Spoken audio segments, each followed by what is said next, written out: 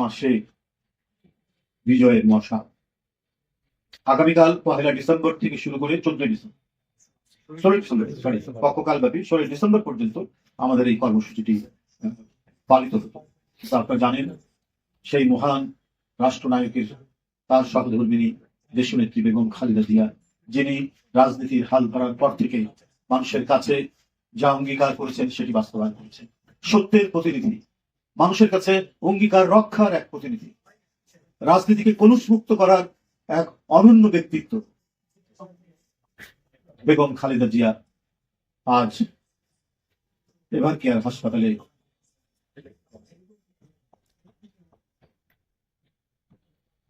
জীবন সংগ্রামে সেখানে অসুস্থ অবস্থায় রয়েছে। আমার তার এই গুরুতর অসুস্থ অবস্থায় আমরা এই কর্মসূচিটি স্থগিত রাখছি। আমরা সবাই আল্লাহর কাছে দোয়া করছি প্রতিনিয়ত, প্রতি মুহূর্ত।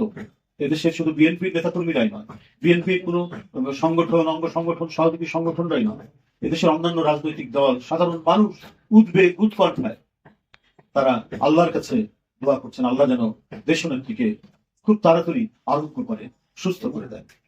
তার এই সংকট, তার এই জীবনের এই সংকটের কারণেই আমাদের এই কর্মসূচিটি বিজয়ের মাসে বিজয়ের মশাল এটি স্থগিত করা হয়েছে।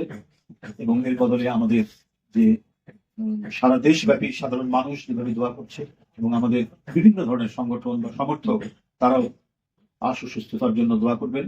আমি আজকে সর্বশেষ যতটুকু শুনেছি তিনি তার শারীরিক অবস্থা অপরিবর্তিত রয়েছে এবং তার বিদেশ যাওয়ার ব্যাপারে মেডিকেল বোর্ড এখনো কোনো পরামর্শ দেননি। সেখানে চিকিৎসকের তো কর্তব্যরত আছেনই, তার চিকিৎসকদের কাছ থেকেই আমি শুনেছি যে অবনতিশীল হয়নি, কিন্তু তাই বলে খুব একটা উন্নতি হয়েছে এরকমও আমরা খবর পাইনি। মানে তার শারীরিক অবস্থা অপরিবর্তিত রয়েছে। যাই হোক, এটাও মানে আমরা মনে করি যে দ্রুতই তিনি আরো সেরে উঠবে, আরোগ্য লাভ করবে, সুস্থ হয়ে উঠবে। এটা কোটি কোটি মানুষের প্রত্যাশা।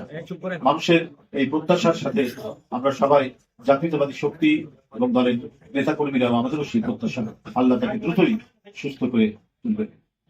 যাই হোক, আমি আপনাদের সামনে আর কথা পারবো না। আমাদের কর্মসূচি স্থগিত করেছি। এই স্থগিতের কথা আপনার জানলাম, কারণ আমাদের ব্যাপক প্রস্তুতি চলছিল সারা বাংলাদেশে, বিশেষ করে বিভাগীয় হেডকোয়ার্টার আমাদের কালুঘাট বেতার কেন্দ্র থেকে, যেখানে তিনি স্বাধীনতার ঘোষণা দিয়েছিলেন শহীদ রাষ্ট্রপতি জিয়াউর রহমান, সেইখান থেকে শুরু হতো আগামীকাল একই রোড শো করে আপনার বিভিন্ন বিভাগে সেখানে এসে একটি সভা হতো। সেই সভার পর আবার তারপরের দিন রোড শো করে আরেকটি বিভাগীয় শহরে সেই সভাটি, যে বিশদ কর্মসূচিটি গতকালই দলের সংগ্রামী মহাসচিব আপনাদের কাছে উপস্থাপন করেছে।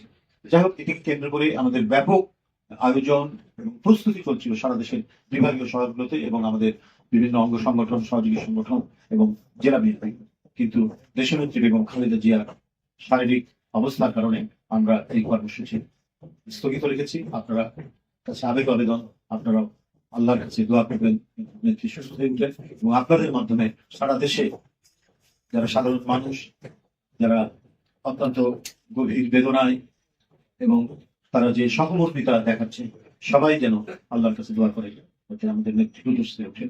আপনাদের সবাইকে ধন্যবাদ।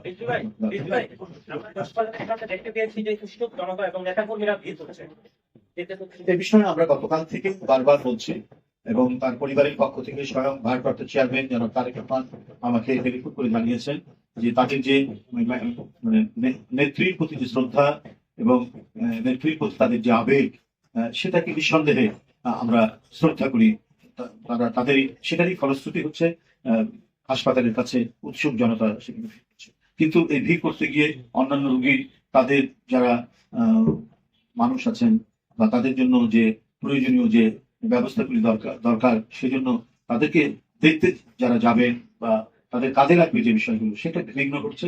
এমনকি আমাদের নেত্রী দেশনেত্রী বেগম খালেদা জিয়া তারও চিকিৎসা কার্যক্রমে এক ধরনের বিঘ্ন ঘটছে। তো ওই এলাকাটা যদি মোটামুটি ভাবে ভিড় কম থাকে, শান্তিপূর্ণ থাকে, তাহলে চিকিৎসক বৃন্দের, কারণ তাদের তো যাতায়াতের ব্যাপার আছে। হ্যাঁ, তো অনেক চিকিৎসক যাচ্ছেন আসছেন, যার যখন ডিউটি সেইভাবে কর্তব্য পালন করছেন, কর্তব্য পালনে যাতে কোনো ধরনের বিঘ্ন না ঘটে, কোনো ধরনের বাধা সৃষ্টি না।